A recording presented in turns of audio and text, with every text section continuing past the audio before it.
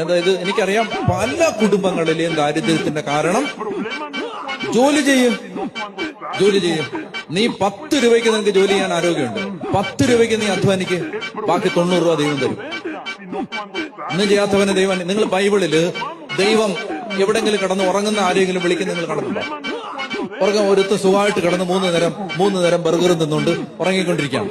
അവനെ പിടിച്ച് കർത്താവ് വിളിച്ചിട്ട് എഴുന്നേക്കണം, നിന്നെ ഒരു അഭിഷേകം ചെയ്യാം പറഞ്ഞ് നിങ്ങൾ കടന്നുണ്ടോ? ഇല്ല. ബൈബിളിൽ നിങ്ങൾ ആരെ തെരഞ്ഞെടുക്കുമ്പോഴും മോശയെ വിളിക്കുന്ന സമയത്ത് മോശ എന്ത് ചെയ്യുമായിരുന്നു? സിപ്പപ്പ് പിടിച്ചോണ്ടിരിക്കുകയായിരുന്നു. പറ, എന്ത് ചെയ്യുമായിരുന്നു? ആട് മേയിച്ചോണ്ടിരിക്കുകയായിരുന്നു. ഗിദെയോനെ വിളിക്കുമ്പോഴോ അയാൾ മുന്തിരിച്ചക്കില് മുന്തിരി ആട്ടിക്കൊണ്ടിരിക്കുകയാണ്. വിളിക്കുന്ന സമയത്ത് എലീശയെ വിളിക്കുമ്പോഴോ എലീശ നിലം ഉഴുതുകൊണ്ടിരിക്കുകയാണ്. സബദീപുത്രന്മാരെ വിളിക്കുമ്പോഴോ അവര് മീൻ പിടിച്ചോണ്ടിരിക്കുകയാണ്. പത്രോസിനെ അന്ത്രോസിനെ വിളിക്കുമ്പോഴോ മീൻ പിടിച്ചോണ്ടിരിക്കുകയാണ്.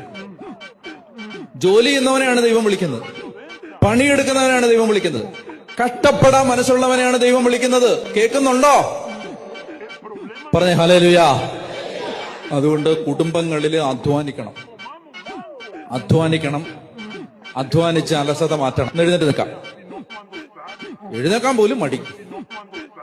അംബാനി ആവണമെന്നാണ് ആഗ്രഹം.